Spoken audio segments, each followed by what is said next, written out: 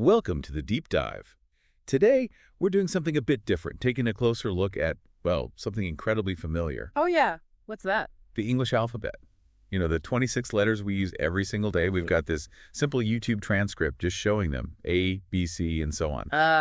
Right. The absolute basics.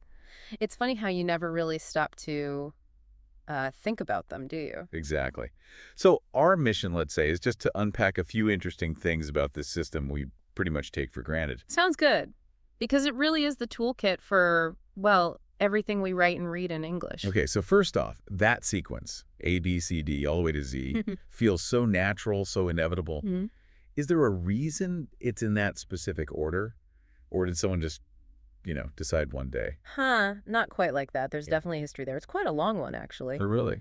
Yeah, if you trace it back, you find influences from older alphabets, like the Phoenician one that had a different setup. Phoenician, okay. And that influenced the Greek alphabet, which then influenced the Roman one that we basically use today.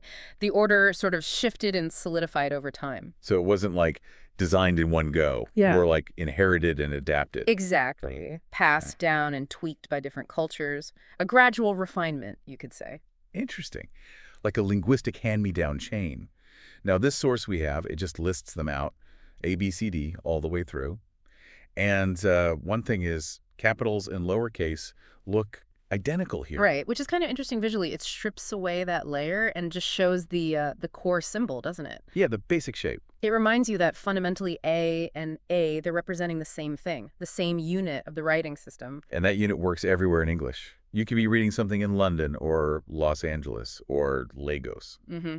And these 26 symbols are the constants, right? Absolutely. It doesn't matter what accent you have when you speak. The written form uses this shared set. It's kind of the great unifier for written English. Despite all the spoken variations. Yeah, and it's pretty amazing that this, relatively small set of 26 letters manages to cover all the different sounds we make. Think about A. How many sounds can that letter represent? Oh, loads. Cat, car, cake. About, that hints at something we probably can't get into detail on today. Right, phonetics, how letters map to sounds. That's a whole huge field in itself. Super complex. Definitely. And another thing we're sort of scoping over is how the shapes themselves evolved. Why does B look like a B? The paleography of it all. Each letter form has its own journey, tracing back through centuries, changing slightly with different writing tools and styles. Also fascinating, but yeah, maybe for another time. And we even use the alphabet for things beyond just like spelling words. Yeah. Think about coding or how libraries are organized. True. ABC order is fundamental for organization in so many areas. It's surprisingly versatile. So when you really step back and look at it, Yeah. this thing we barely noticed, the alphabet, it's actually this structured, historical, universally understood system within the language. It really is more than just a list you memorize as a kid. It's the bedrock. So the main takeaway is simple appearance, but quite a lot underpinning it. History, structure, universality in English. Well put. And that actually brings up a final thought, maybe for you listening. Go on. Just consider how much complexity, how much nuance, how much meaning gets built using only these 26 basic symbols.